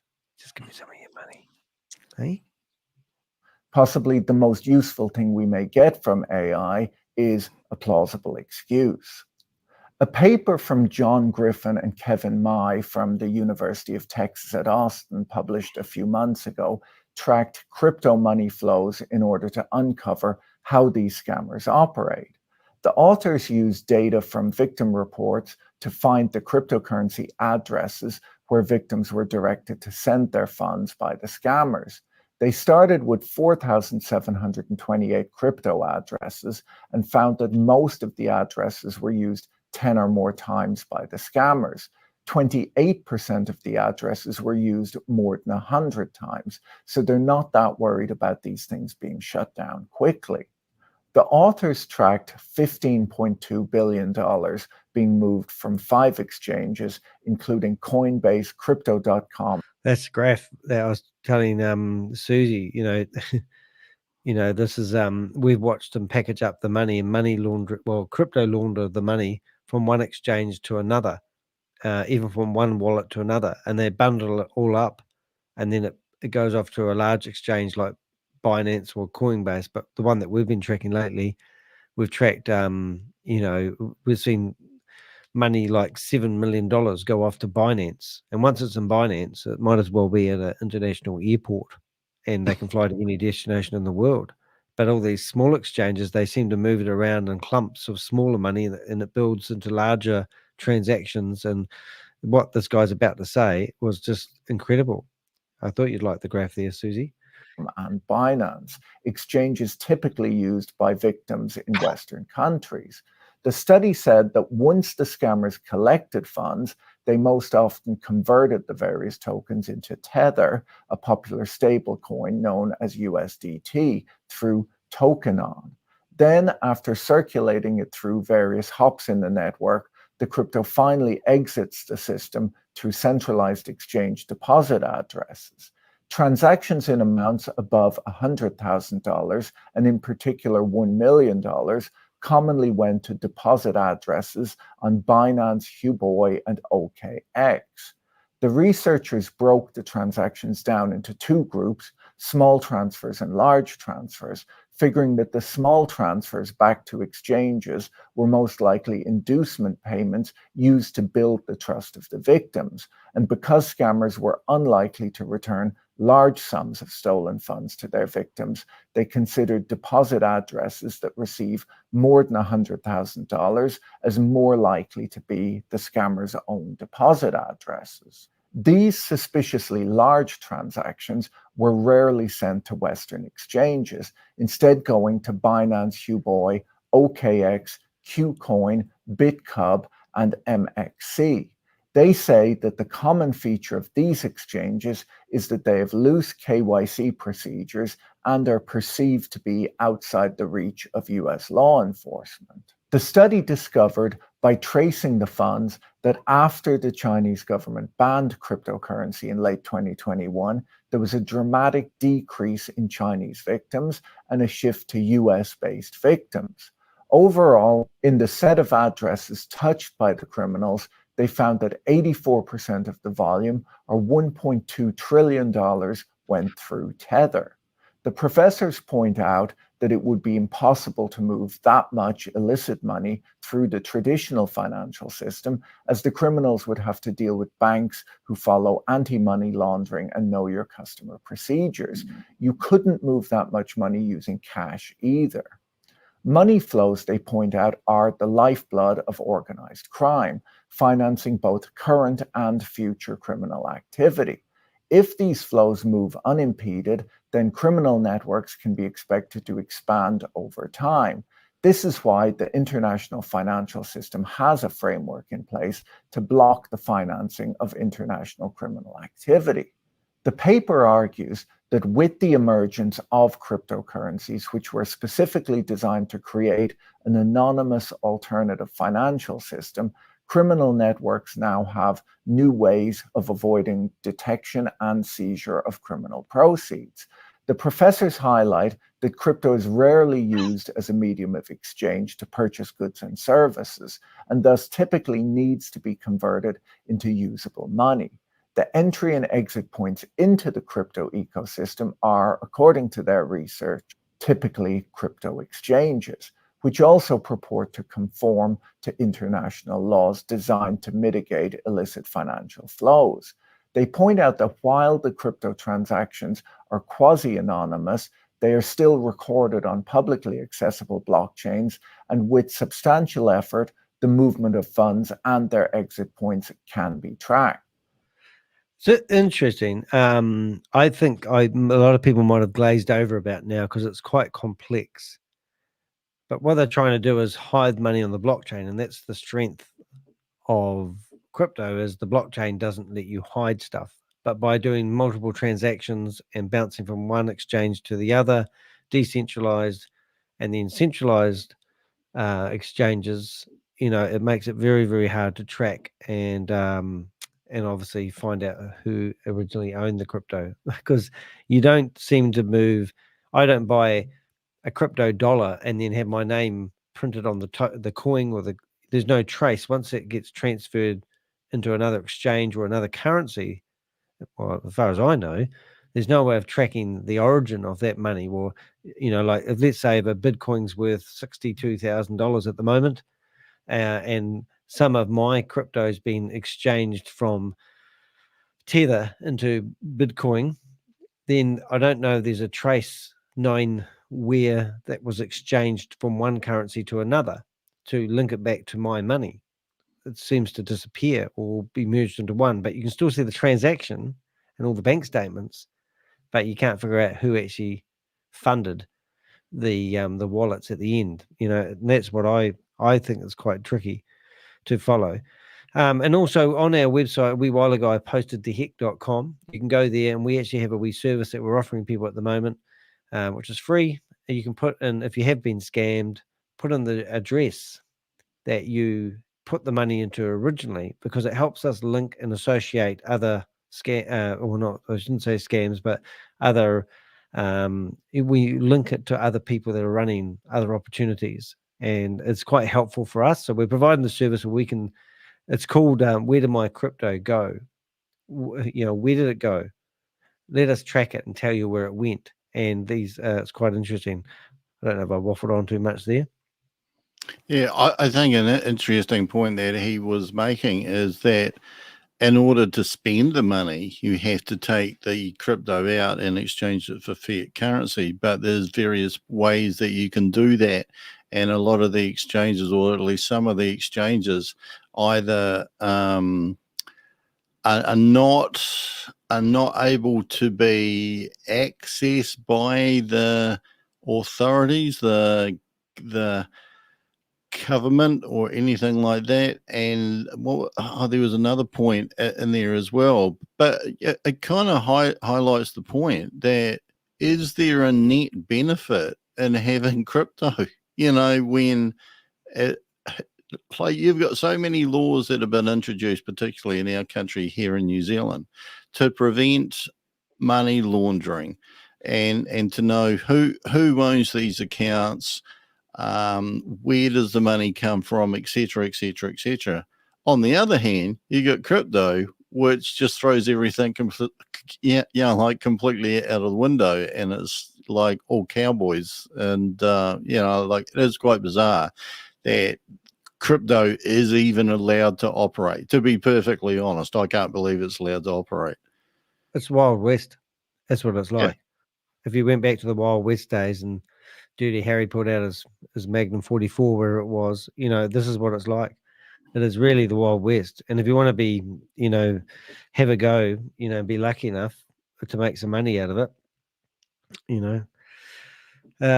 don't know. It's like when domain names come out. Remember there was .com, these people that bought domain names, like I think business.com went for $1 million.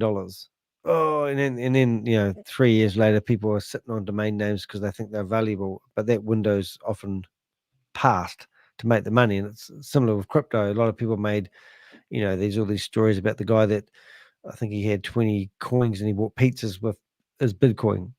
And now when you go back, yeah, if you have a look at what he was actually saying there, that when China, can't remember exactly how he phrased it, right? But when China banned crypto, a lot of the activity that was harming the Chinese consumers stopped.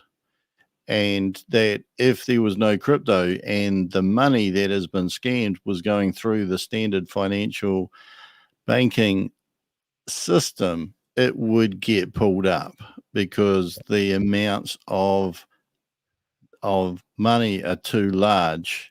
But because there's crypto, it just presses on. When I started e-commerce shops, people used to exploit the payment gateway. When you could use a credit card to purchase something online, we originally started using bank transfers to take money off people, and then the credit card companies let you become a merchant, and you could plug in a thing on your website where you could take credit cards. At one point, you could literally create a form, and somebody would manually enter in their credit card details, and you'd get emailed people's credit card details. And then people started intercepting people's emails, and there'd be, people would have their credit cards used fraudulently because they received the credit card numbers, card unseen transactions. I tell you what, if you try to use your credit card now on any of my websites, they get flagged because there's software out there that's been caught up to speed with all their credit card scams. Even, just a couple of weeks ago, I got an order from somebody, and it told me that don't process this order. It's got flagged as a scam. As somebody's stolen somebody's credit card. So no doubt crypto is going to get tidied up over time. But at the moment, it's the easiest way for people to move money around the world and to fleece people from their money because it's unregulated. So if you're going to play in that environment, you could be privy to a few scams. Should we carry on? Mm-hmm. The YouTube channel CoffeeZilla has repeatedly shown this to be true by successfully tracking cryptocurrency transfers from the stupidest type of scammers, influencers. So far, unfortunately, regulators and law enforcement appear to either be unwilling or unable to do anything about this type of crime other than recording it and discussing if various cryptocurrencies should be considered commodities or securities, a somewhat pointless distinction. In Number Go Up, a book that I'll link to in the video description, Zeke Fox describes visiting a scam compound in Cambodia, alleged to house 6,000 captive workers. He describes seeing people walking out of a money exchange booth that displayed the Tether logo, carrying a lunchbox-sized brick of $100 bills wrapped up with rubber bands. The University of Texas professors put forth a number of practical implications that can be drawn from their study.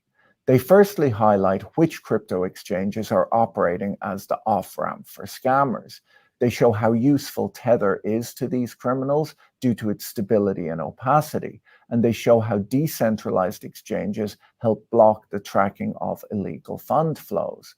The professors argue that the often European and American crypto hedge funds that provide liquidity on these platforms are profiting by facilitating money laundering. They point out that the consistent patterns that their study uncovered point to a large coordinated network or several networks which share similar services, meaning that these scams should not necessarily be treated as individual crimes, which is at present the norm for law enforcement.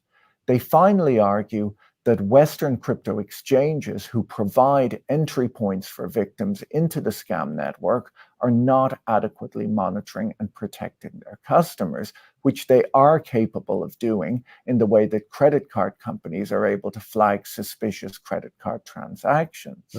Their findings suggest that criminal networks are moving substantial funds cheaply and without much fear of detection, and that the methods used for this study could be applied by law enforcement to track these criminal networks.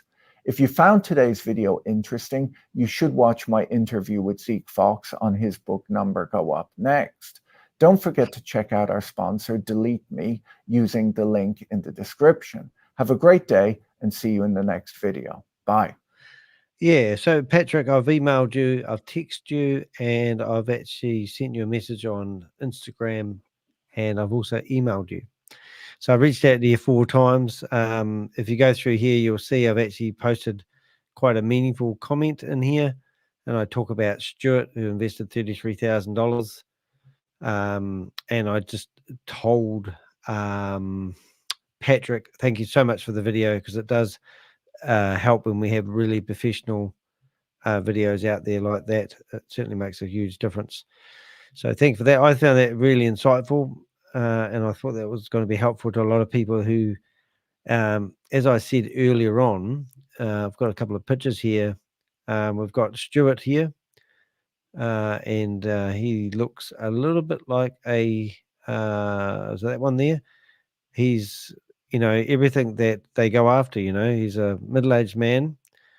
A beautiful lady wants to have a conversation with him. He looked like a deer in the headlights, and he just looked like a normal guy living a normal life, who's now lost $33,600 Australian to a lady that, well, what he thought was a lady. And in that video, if you watch that video, we actually go through and we reverse image, look up the images that we can, and we found those images all over the internet. So he's definitely another victim. So don't become a victim yourself. I think, like in all seriousness, I mean, sadness, depression, they're the 2 that hit closest to home to me, not because I'm sad and depressed, but I do realize that a lot of these times when you lose your money, you don't know how to process the information. We did have that, what do they call it? The five stages of grief. Yeah, and they put them out there for a reason. They really are there to help you understand what's going on in the human brain. I mean, the psychology of what these guys do is world class. I mean, if you are hanging on for dear life, like the guy in the picture is there, sometimes you got to let go of some things. I see. So even though I interviewed Stuart, he come back to me a week and a half later, and he's asking me whether he should go to a crypto specialist company to research what happened to his crypto. And I'm going, please don't, because you're just going to get scammed again. And that was after, I told him to watch the video that we just reviewed. And after he watched that video, I think he's realized there's no hope of getting his money back. So as I said in the outset of this video, let go of the branch. These are some of the links that Susie was posting. So if you go through the rerun, you'll see. What's that title? That one there, mate? 18th of July, 2024. Yep. What's that one there? Chain analysis launches public-private plans to crack down on crypto scams. Well, that'd be awesome, eh? Oh, it's not And chain analysis. Chain analysis. I think, and the chain analysis, I think it's this one here. Yeah, there it is there. So that's the actual other video that, other link that Susie gave us to have a look at. So they're in the chat room. Go have a read of those. I'm not going to read those. But one thing that was interesting was this one here. As I said at the outset, I, for some reason, have attracted a male, and his name's Mike Alfred. You can see that they've corresponded with me previously. I had a message that I couldn't load. He asked me how I was, general chit chat. Don't know who he was from a bar of soap. I don't even know if it's male or female, except I just read his name. But there's Mike. He's actually got a photo of himself holding up his identity. Like that's meant to give me peace of mind that that really is the same person I'm chatting to. But they'll use subtle. I won't click on it because I'll show identities of other people I'm chatting to. Can you work with me on a digital cryptocurrency?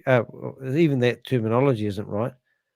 Can you work with me on digital cryptocurrency and get paid? I mean, that's broken English. So I don't get what he was trying to say. I think English is their second language.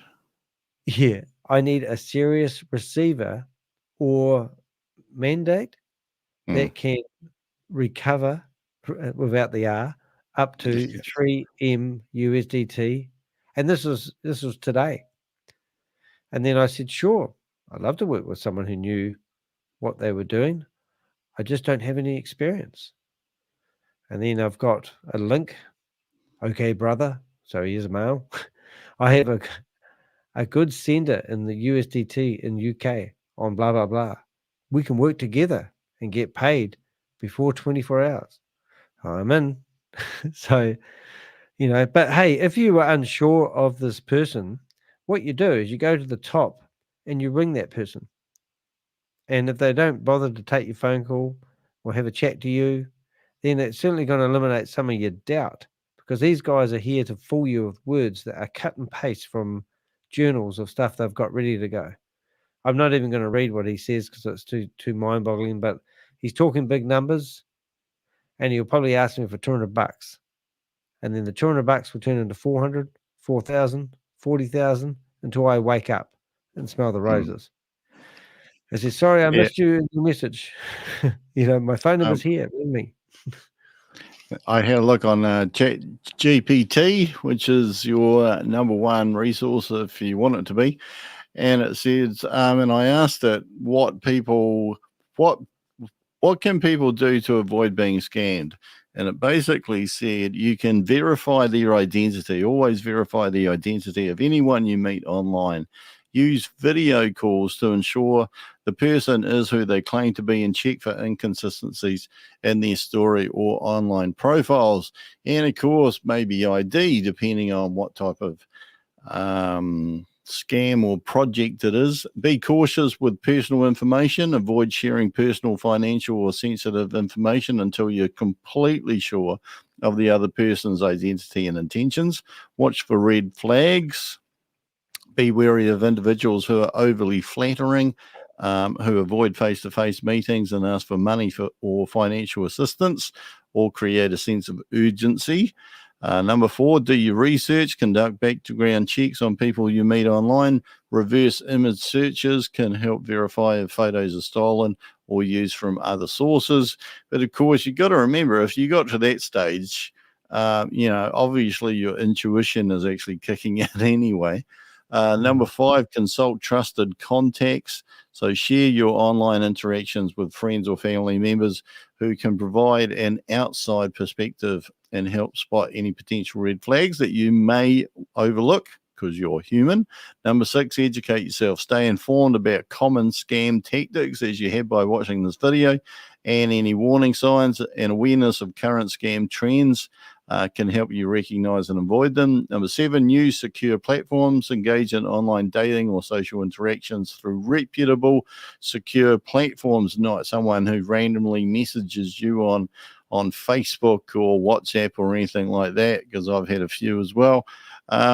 Be skeptical of unusual requests. Be cautious if someone you've recently met asks for money, gifts, or financial help. Check for consistency. Look for any inconsistencies in their stories, behavior, and personal details, and trust your instincts, which is the big one. If you get a feeling in your gut that it's wrong, it probably is. And back to you, Danny. Yeah, it just reminds me. I don't know what it reminded me, but I had a lady that was running a meeting for me once. Oh no, I think I was running the meeting, and she interrupted me while I was talking to tell me about how she'd just got a message from Susie Smith, whatever her name was, and she said she's stuck in an airport, and she's lost her what did she lost her wallet, and she needs some cash to be able to get a ticket to get home, and she'd received an email. The email was this. The email was hers. She says, but then we looked at the email, and realized there was a spelling mistake in the email, and they'd managed to find her friends and emailed all her friends a very similar email address to fool them into thinking that was her identity. And I was horrified because I said to the lady, "Don't interrupt my meeting. Don't interrupt my meeting and tell me to help people support a scammer." But every time you hear a new scam, you think, "Oh my goodness, that's a new one." There will be new ones coming out all the time. So it is really simple. If they're asking you for something, that's where you've just got to start waving those flags. You've got to wake up. Yes, warning, warning, warning. The same thing happened to me actually about probably 4 years ago, where a person who was the head of our organization actually went overseas. Now, this was the interesting thing. The person was overseas. They had gone overseas. Someone knew that person had gone overseas. And that person emailed me and said that they had lost their bags or whatever it was. Yep, and they needed some help with, I can't remember what now, but it looked really convincing. But yes, the key was, and the key with a lot of these scams via email, always go and have a look at the email address. Like hit reply, or just hold on to, like the edge of the email address to see what it is, because, like occasionally it will, like arrive up as a name, because the software on your computer will change it to a name. But just have a look, see what the email address is, and see whether it's real. The strange thing is, I have had some legitimate organizations, and one was a telecommunications company here in New Zealand, who I rang up and had a go at because they had actually employed some marketing company. And it was so bizarre that I got this email. It was to do a survey for, I think it was a mobile phone provider, and it was like a person's name. It was just a person's name, and they wanted you to go into a survey, and if you went in a survey, you had an opportunity to win a prize and all that. Looked like a scam. It was actually real that they had hired, and this was in the last year, that they had actually hired a surveying company that had no level of professionalism whatsoever.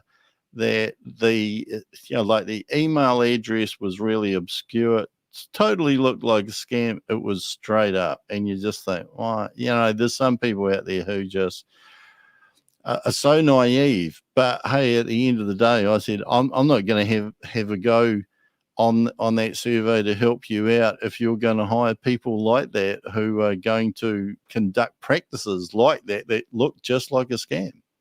Yeah. And we're all so busy these days that we just sort of don't have time to investigate or all sorts of things. I do a lot of drop shipping. That's how I survive. And I don't know how they do it, but my customers are often ringing me going, "Why are you asking me for more shipping?" And it does seem like that when parcels are coming into New Zealand, it seems to flag some scammer outfit into sending a text to the phone numbers that are on their orders, whether they scan the labels and everyone's phone numbers on there. Somebody has set up a system that they will text people and they'll just ask them for a couple of $3 for additional shipping. But it always seems to coincide when they've got a parcel coming from international.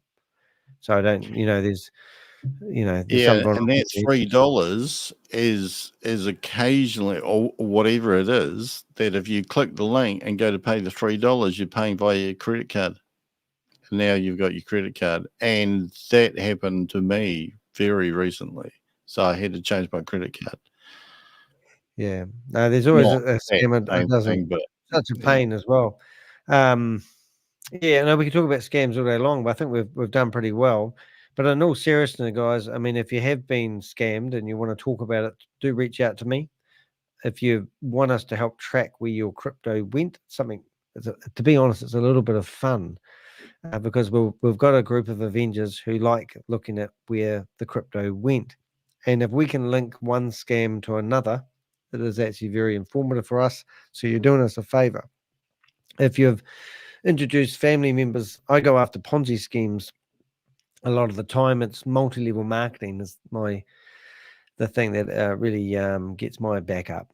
But as we've just heard, it's not just the pig butcher scams are about people who have been held under their in a compound and forced to work slave labor, and they're doing these text scams and the like.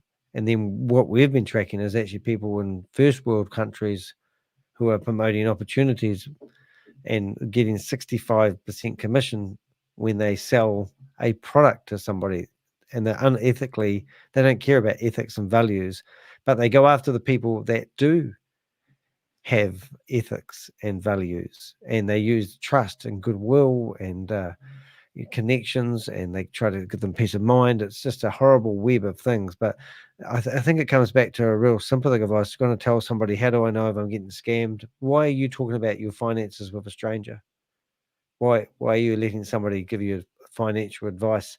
Go and get a financial advisor if you're in doubt, and talk to people about what you're thinking about doing. If it has to be a secret, it's like these, I don't know if you watch these other scammers on the internet, and they go and get these, the cards from Kmart's, and they tell them to get, how it normally works is it's really simple in a way, but they basically accidentally pay this person too much money as a refund, and then they tell them that they can't take the money back how it was received because it will come up in the company records. So would they please go and get these gift cards? And they go to buy these gift cards in the supermarkets or in the Kmart's, and then they give the numbers of the gift cards back to the scammer, and that's how they get their money. But you hear of people getting done all the time. So that's about it, really. Have you got anything else to add there, Rob? I'm waffling a bit, and it's 1 o'clock in the morning in New Zealand. No. I just think that I guess the only advice that I'd have is that don't weigh up the risk versus the potential reward, because it's not about risk versus reward. It's about, is there any risk at all? Because if there is any risk at all, like for example, if you got contacted by anybody online, if you got an email, anything like that, don't think, oh, well, the possibility that I could get like 10x my money or 5x my money or the love of my life, whatever it might be, and therefore it's worth $100 or it's worth 500 or it's worth 1,000 or it's worth $5 or whatever. The question is not whether it's worth it. The question is, are you absolutely 100% sure this is not a scam? Because once they've got your details, you have no idea what they could have access to. So it's got nothing to do with what the promise of rewards are, because we've seen scams that, like used to start with, well, they're going to 3x or 4x your money, and the next minute there's someone else coming out saying that it'll do 7x or 10x or 20x or whatever. So it's got nothing to do with risk versus reward. It's got to do with, is there any risk if there is, avoid it. Yeah, and we saw one the other day that was offering hourly rewards instead of Mm. daily rewards. It's kind of, oh my goodness, they're taking it to a new level. Hey, if you're thinking about investing in something, please do not email me and ask me for a list of legitimate investment opportunities, because I'm not a financial advisor, but you would be amazed of how many times I get those messages from people. We spent an hour and a half, nearly 2 hours talking to one guy the other day, convincing him that he was being told lies. And he said he confessed. He said he believes that it's a cult-like thing he's a part of. And then he said, but I realized that it's a scam, and I'm going to do my best to tell people about it.